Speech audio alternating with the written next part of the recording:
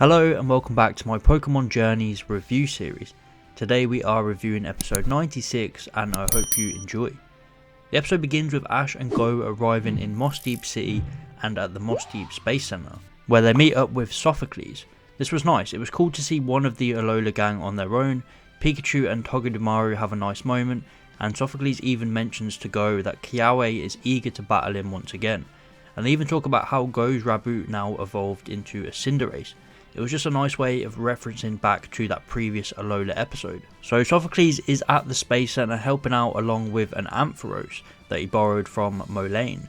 The Ampharos is going to help guide back a part of a rocket that was sent up to space, and the project is called Talonflame 2.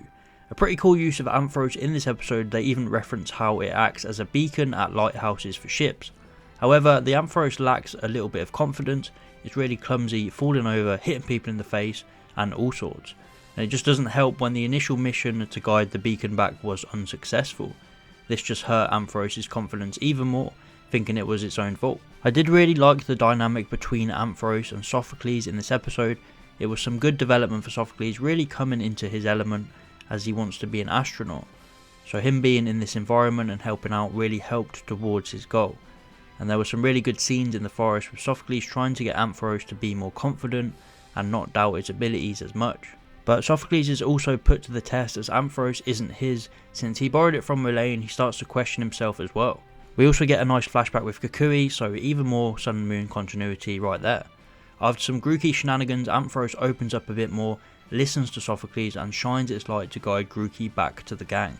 They head back to the space station to try once again to guide this beacon back, and there's a few issues with the beacon hitting an asteroid and going off course, but Ampharos manages to pull through, shine its light, and with the help of the other electric Pokemon including Go's Raichu, they managed to guide the beacon back to Earth. And that's pretty much it for this episode. There wasn't a whole lot to talk about. It was just a very nice straightforward story with a lot of good Sophocles development. I feel like every time we see a load of characters there's just a different vibe of storytelling with them. They have a lot more purpose and the writers know exactly how to treat them. Because Sophocles was great in this episode, he was really relatable and managed to overcome his problems and get closer towards his dream. So overall I really enjoyed this episode. It was nice to see the Moss Deep Space Center, it was very nice to see Sophocles again, and just seeing a bunch of development for another character that isn't Ash and Go was nice. I feel like Ash and Go didn't do that much in this episode, but that was a good thing because it really let Sophocles shine, pun intended. So overall this episode gets a 7 out of 10. Let me know your thoughts. What is your rating out of 10?